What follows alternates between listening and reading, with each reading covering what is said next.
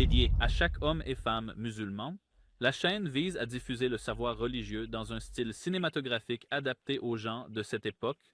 Tout le contenu de la chaîne est disponible pour distribution et utilisation dans le but de transmettre un savoir bénéfique aux gens, à condition que ce soit pour l'amour de Dieu Tout-Puissant. Nous soulignons que nous n'utilisons pas de musique dans nos œuvres. À la place, nous comptons sur des effets sonores naturels et artificiels pour obtenir une expérience cinématographique distinctive qui s'aligne avec les valeurs islamiques. Contribuez avec nous à répandre le bon message. Et rappelle-toi que celui qui guide vers le bien est comme celui qui l'accomplit. Alors sois partenaire dans la récompense en diffusant la connaissance et en la délivrant à ceux qui en ont besoin.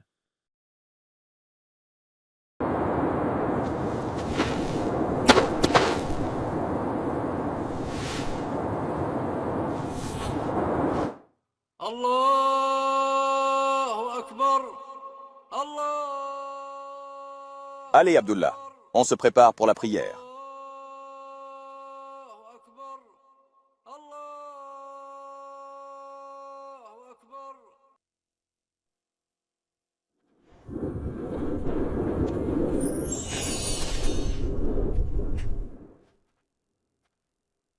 Père, je suis déjà en état de purification rituelle. Dois-je me purifier à nouveau quand je me lève pour la prière? Car j'ai entendu qu'Allah le Très-Haut dit, quand vous vous levez pour la prière. Cela signifie-t-il que je dois me purifier chaque fois que je me lève pour la prière, même si je suis déjà purifié? Ou est-ce seulement pour quelqu'un qui est en état d'impureté rituelle, auquel cas la purification devient obligatoire? Les savants ont divergé sur cette question. Certaines des premières générations ont jugé que renouveler les ablutions pour chaque prière est obligatoire, basé sur le verset « Quand vous vous levez pour la prière ». Un autre groupe de savants a dit que ce commandement pour chaque prière fut ensuite abrogé, ce qui signifie que l'ordre « Quand vous vous levez pour la prière » exigeait initialement le renouvellement des ablutions à chaque fois, mais cette règle fut levée. Après cela, une personne qui est déjà en état de pureté peut prier quand la prière est établie sans renouveler sa purification. D'autres ont dit que l'ordre est une recommandation, signifiant que refaire ses ablutions pour chaque prière est encouragé et préféré non obligatoire.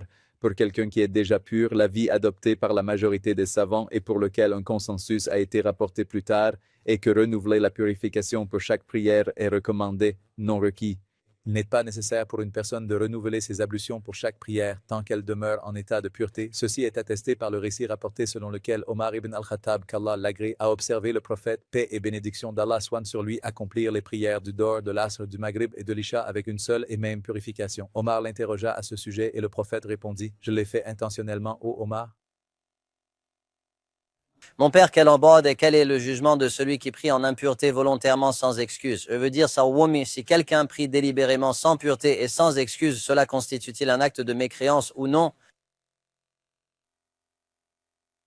Les savants étaient en désaccord sur cette question. L'imam Abu Hanifa, que Dieu lui fasse miséricorde, aurait considéré son attitude comme de la mécréance, c'est-à-dire qu'il s'en amuse. La majorité des savants de toutes les écoles de pensée ont affirmé qu'il est pécheur, mais ne devient pas mécréant par cela, car la mécréance découle du credo et la foi de ce fidèle est saine. Ceci s'applique si le fidèle n'avait aucune excuse valable. Cependant, s'il avait une excuse, alors selon le consensus des érudits, il reste musulman et ne devient pas mécréant.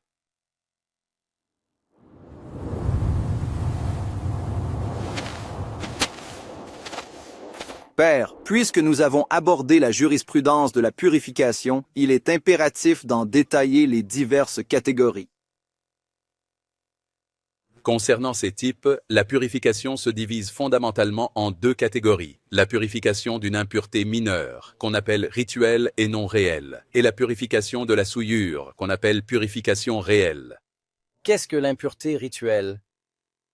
Une impureté rituelle est un état qui invalide la pureté rituelle selon la loi islamique. Cela signifie que si une impureté coïncide avec la pureté, elle l'annule. C'est-à-dire que si une personne est rituellement pure et qu'une impureté survient, comme l'émission de gaz ou quelque chose de similaire, alors cette pureté est invalidée. Et même si elle ne coïncide pas avec la pureté, elle est toujours de cette nature. Donc, si nous supposons qu'une personne est originellement dans un état d'impureté, puis elle commet un acte d'impureté, elle est en réalité déjà impure. L'impureté rituelle est divisée en deux types. Une impureté majeure qui nécessite un bain rituel complet, le ghusl, et une impureté mineure qui nécessite les ablutions, le wudu. Le substitut pour les deux, c'est-à-dire pour le ghusl et le wudu quand ils sont impossibles, est le tayammum.